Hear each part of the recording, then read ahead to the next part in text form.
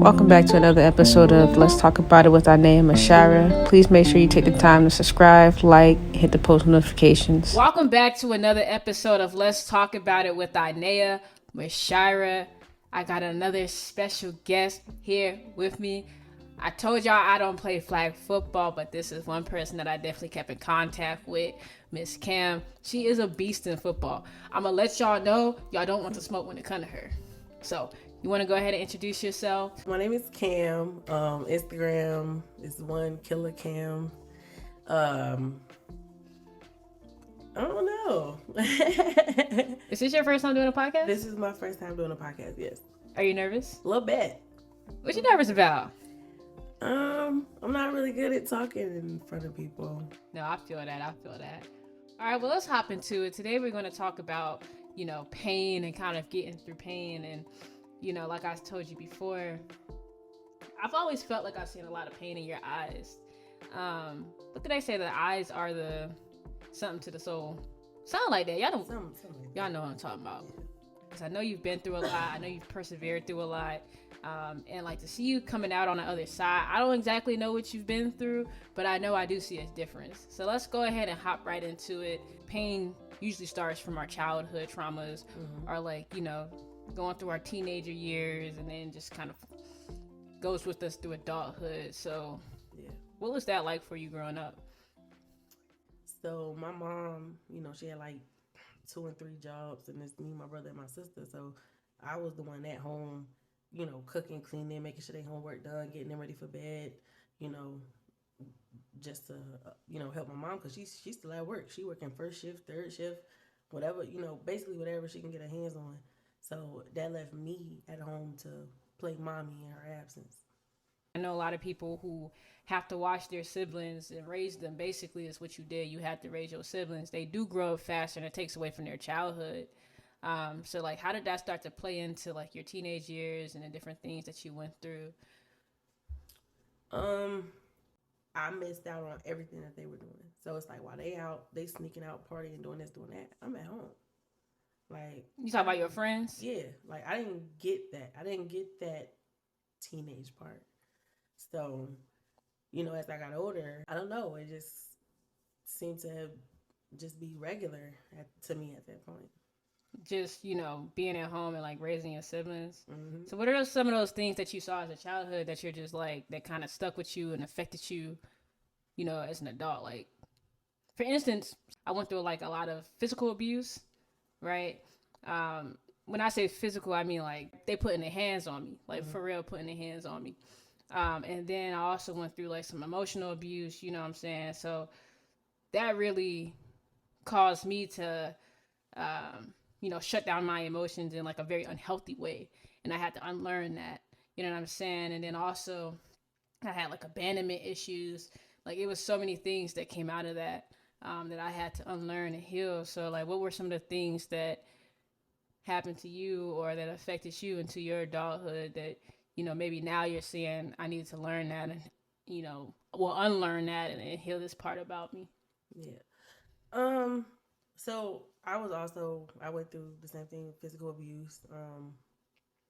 My mother, she was a young mother. She was a teenage mother, actually.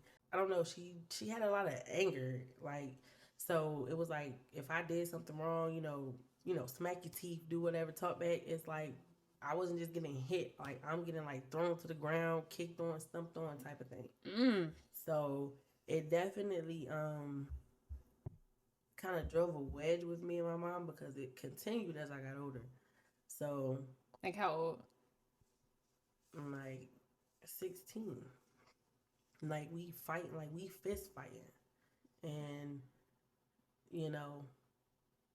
it stuck with me growing up because it definitely made me put my guard up with a lot of people, because it's like, if my mother could do this to me, like, why would I trust the rest of y'all? So it definitely gave me trust issues. Since we didn't have that good relationship, like I couldn't go to my mom. How most people, when you having issues, you go to your mom, you cry, you try to get advice. I couldn't do that because I don't want to come to you. I don't feel like I can come to you. We don't have that relationship, and so a lot of my situations and relationships I ended up in, I feel like a lot of them could have been avoided. I could have put a stop to them because, but I, you know, if I had that mother, you know, the advice from my mom that I needed, I probably wouldn't have been through it. You know what, girl, I feel that. I feel that. I feel like I had to go through a lot of stuff, a lot of painful stuff because I didn't have anybody to turn to. It was literally just me. And I'm grateful for like the support system that I was able to build as an adult, but like I really feel that because I couldn't go to my mom, I couldn't go to my parents. It's like everything that I went through, I literally had to figure that shit out by myself, and it's hard. But just to go back a little bit, you know, with not being able to go to your mother, like what was your outlet? You know, when things happen, or if you had questions, or you was in pain, like what was your outlet since you couldn't go to your mom? Um, Before I got of age, my outlet was sports. Then it was eating. And then as I got older, it turned into drinking. And, you know, just, it was just a bad combination of things. Like, it never, like, the sports, it was okay. But then it was like when it started to change, like, that's when it started to change me. And Like how? Like explain that. What do you mean? so it changed how I looked at myself because it's like, okay, at first I'm like, you know, I'm doing sports, I'm doing good. It was still okay because, you know, I'm still active, I'm keeping myself together. But then when it changed to eating, now it's like, now I'm doubting myself. I'm looking at myself different. It's like, you know, I just wasn't happy with myself. And then I'm like, okay, well, let me try to get motivated, and I'm gonna get back to the person who's playing sports. Like, let me get back feeling good, and then more doubt would come, and it's like, oh, you can't do that. Look at you, like, you know. So when did the drinking start to come in? The drinking started to come in when I was able to buy it myself. Yeah. The moment I was able to buy it myself, you couldn't tell me nothing. Like I literally used to, I could finish a liter, not a pint. I'm finishing a liter in a day by myself, and then just sleeping my day away. What age range was you in at that point? Um, so basically, when I turned 21, from 21 to up until I had my son, When did you have him? I was 25. You was 25. Mhm. So once you got to that point of like 25, okay, I'm having a son. Like, did anything change? Like, what did that look like for you? When I got pregnant, I feel like it definitely saved me because I know I had to do things different because I can't, be drinking a liter of alcohol and then sleep, and I got a baby I got to take care of. So it changed my perception of what I needed to be, not just for me, but for my child. Hmm. Were you ever able to go back and like, what's your relationship with your mom? Like, were you ever able to go back and have those conversations with her about how she affected you or like the traumas that she caused? Like, were you ever able to have those conversations with her? No. Did you ever try? I've definitely tried. What was that like? It was hard. Just having a conversation with her and then just hearing the denial, like her just not taking accountability for a lot of things that happened. And, then to get basically like a half-ass apology saying like, and it's not even really an apology. You're just like, well, I'm sorry you feel that way. Oh, Like, I hate that. you know, Sorry, you feel that shit bothers it's like me. I feel this way because of you. Like, what is, Trigger. So then I started to Let's talk about that for 1 second. That I'm sorry you feel that way. I'm sorry you feel that way is not an apology. Not. If someone comes to you and they express themselves, saying I'm sorry you feel like that is just one of the worst things you can do. It is not taking any accountability. It's kind of like spitting in somebody's face like, well, yeah, you feel like that, but I didn't do anything. It's like, that's just how you feel. You're a projection. You're projecting that off back on them. Or like if they say, oh, I'm not going to apologize because, that wasn't my intention. It's the same thing. It doesn't matter. We call those soft skills. And those soft skills is you being able to empathize and understand that even if it wasn't your intention, that is still how you made that person feel, and how they feel matters. I would hope that you would want to hear it, even if it's hard to hear. I would hope that you would want to hear it and be understanding to it and try to fix it and let that person know, like, okay, even if it wasn't my intention, I see this as how I made them feel. So how can I avoid that? I've heard one too many times of, you know, kids or adults coming to their parents about the things that they went through, and the parents are just denying that. I can't put myself in the parents' shoes. I'm sure to an extent you can now, like if you have Kingston. So if you kind of reverse that, if Kingston came to you and expressed some things, like how would you handle that? Like how would you want that to be handled differently? So, firstly, I would hear him and, definitely try to understand where he's coming from. I wouldn't dismiss his feelings.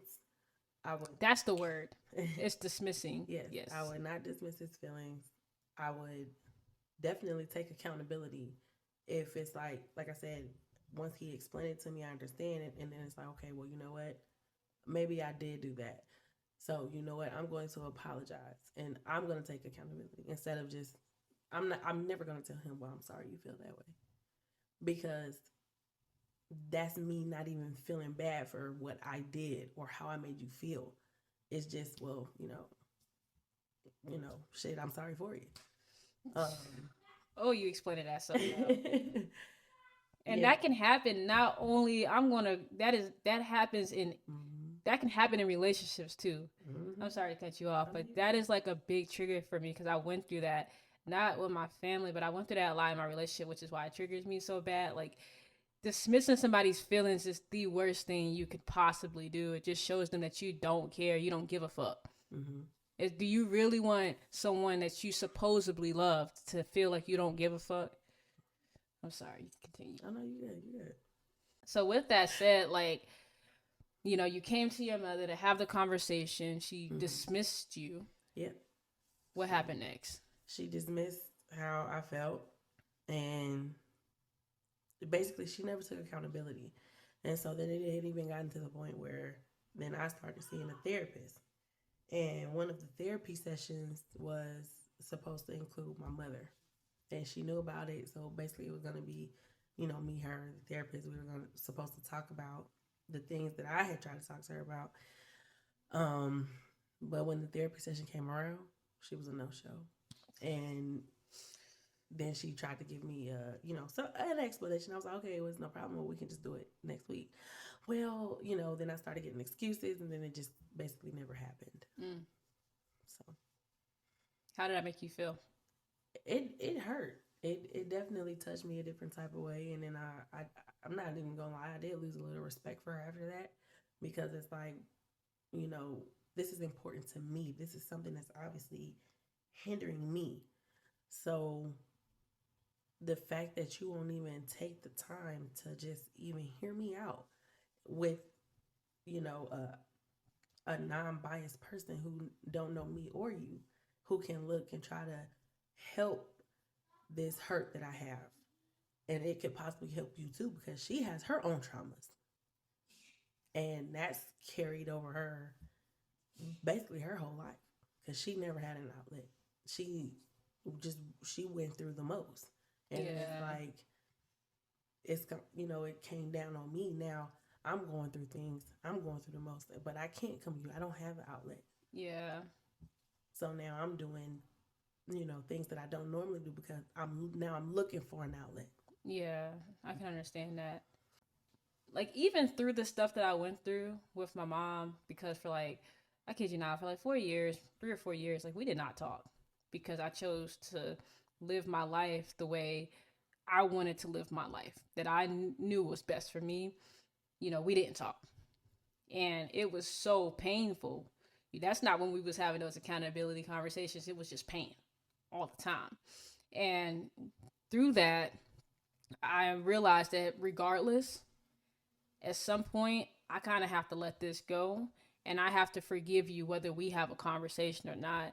And with that forgiveness, it was me accepting the fact that one, for now, this is what it is. And two, understanding that you had your own traumas. You went through a lot growing up because shit, my mom went through a lot growing up. You know what I'm saying? Like a whole lot of stuff.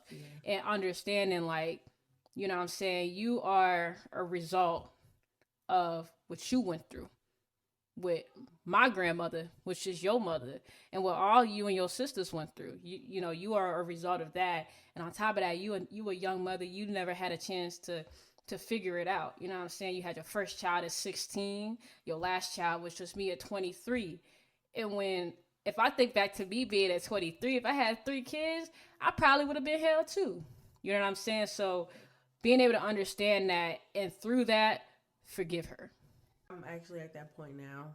I've accepted the fact that I'm probably going to never have that conversation with her. I don't think I'm going to ever get that closure, that sense of peace, that sense of knowing that you understand what you did and how it affected me and how, you know, our relationship is the way it is now. Because I don't think she understands. And it's like almost giving delusional.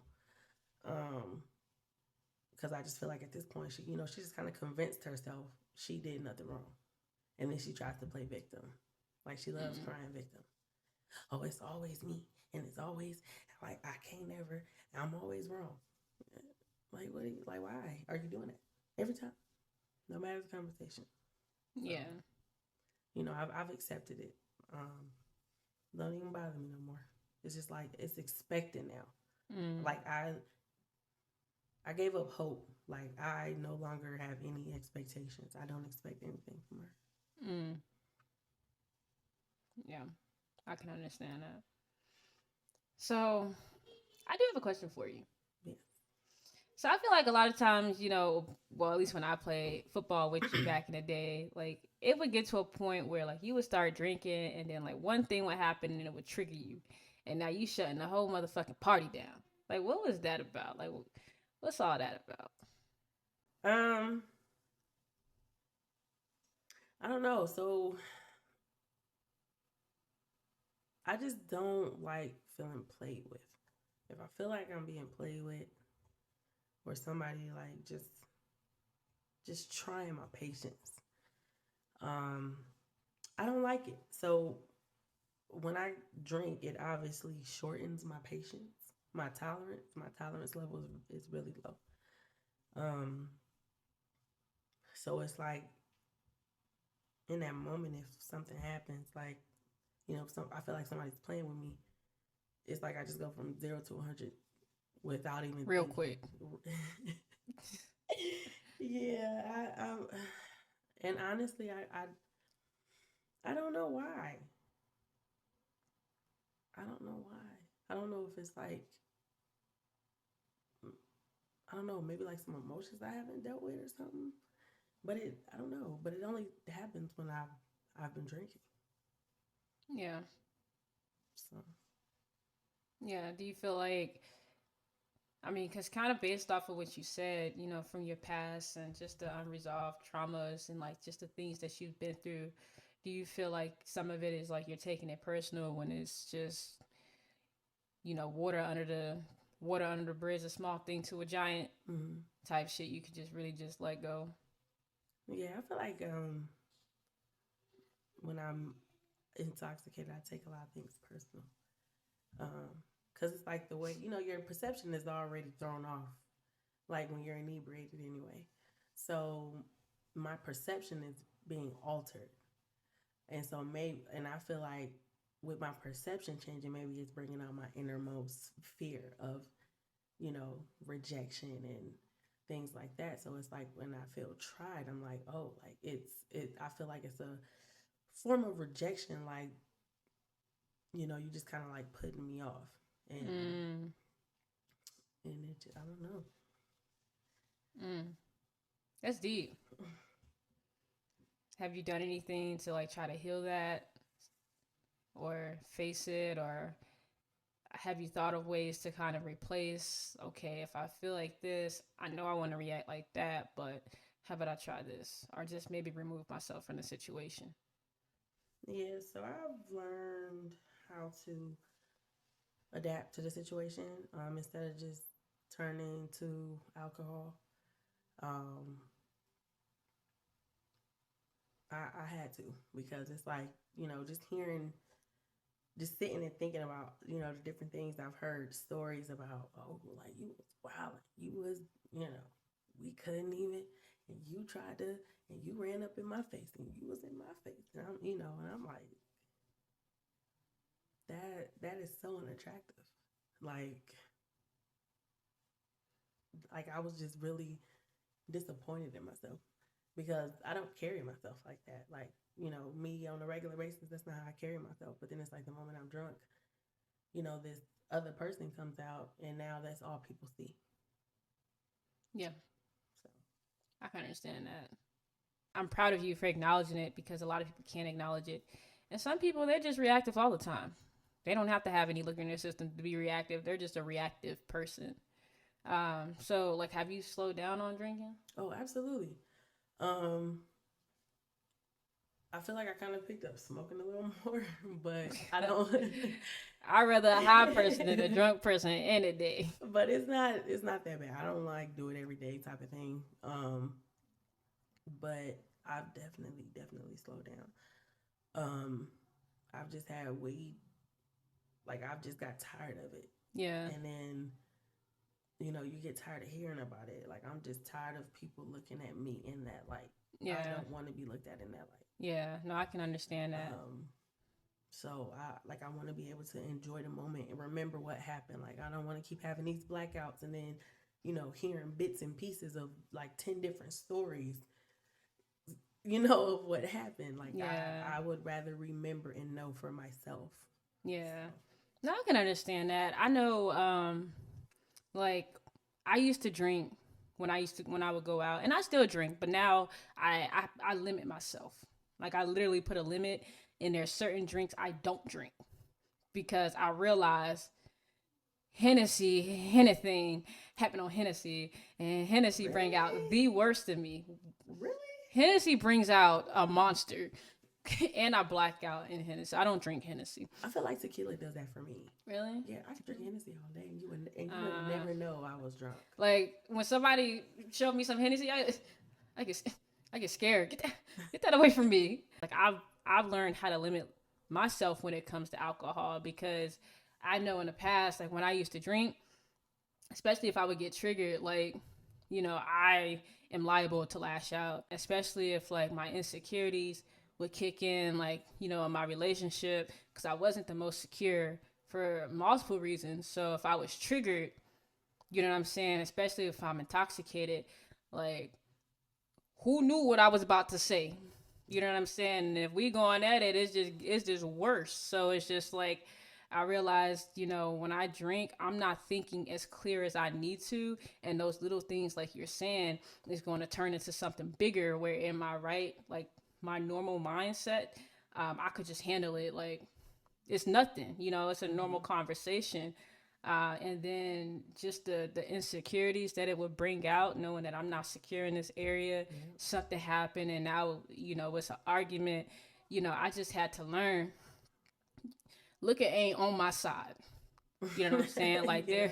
there is specific, like, I will have a drink.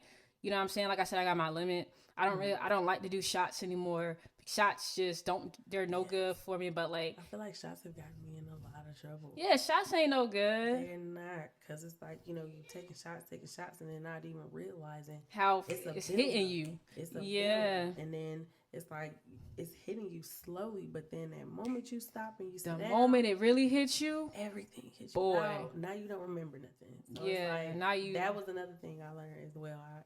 Shots are not my friend. So now, if I go out, even if I do take if I get a double shot, I add some juice to it and just slow sip it. Like, I can't. yeah. So it's really important to understand your limits, and we being really real here with these conversations and real transparent. And I'm okay with being transparent about the fact that I had to learn my limit with alcohol. I had to learn, like, with alcohol not to drink. I had to, like, just so I can always be okay and completely aware and not easily triggered. And I remember the point where I realized, okay, like, you drinking is a problem with you not knowing your limits. And when I finally learned that, like it was like one last time and like something really big had happened. It wasn't like really big, but like I was super embarrassed because I was triggered and I had completely snapped on something that I would literally usually just have a conversation about. You know what I'm saying? Because I was triggered, which was obviously showing me that, hey, you need to do some healing here. But that was the last straw for me. I said, I'm not doing this anymore. I can't do this. I am not this person. And I'm not going to let anything bring me out of my character. I need to learn my limit. So again, it always comes back to being really real with self. Yeah. That's not to say don't have a drink, because I don't smoke weed at all. So that's not to say like don't have a drink, but like if you're going to drink, know your limit. And I would highly recommend like don't use liquor as a way to escape the reality. You know what I'm saying? Like that's not what liquor is for. So yeah, if you had one piece of advice that you could share, you know, regarding people and their relationships with partners or, you know, mothers, you know, family members, or friends, where it's just that unhealthy toxic cycle that's hard to break and there's no accountability there, and just the things that you went through, like what piece of advice would you want to share with that person?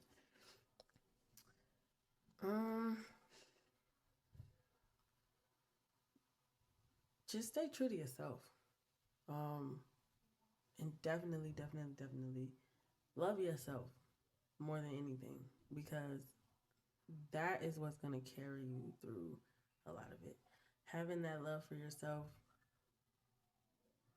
it's a different type of accomplishment, because when you get past something like that, you know, the traumas and everything that I've been through, and that, you know, what I've been spoke on, that's not even a hat. Like, you know, just keep it a little more transparent. Like I was raped as a child. So, and I couldn't tell my mother. I didn't tell my mother until I was like 22. And I was raped when I was 12. So, you know. I'm sorry to hear that. Oh yeah. And that's enough. Like I've dealt with that. Like, you know, and it's really just loving yourself, having that love for yourself, just knowing that you are enough. You are worth it. You are, you know, above and beyond. You're more than your traumas. Yeah. So. Yeah. Well, that's a beautiful way to end it. Thank you so much. Give me a hug. I feel like I'm always giving Cam a hug. Always. Thank you so much for being so open and vulnerable and transparent. I love having vulnerable conversations, like real conversations, even like with myself, being transparent and open, only because somebody can relate. There's somebody out there that needs to know you're not by yourself. You're not crazy. You're a human being. And it's all about, the end of the day, what it comes down to is what are you going to do to take accountability of you and start your healing process, regardless of what you've been through. What are you going to do to become that better version of yourself? Right. So thank you guys for joining once again. Let's talk about it with Inea, Mashira, and my special guest, Cam. Hey. Make sure you subscribe, like, drop a comment, and hit the post notifications. Support the cause.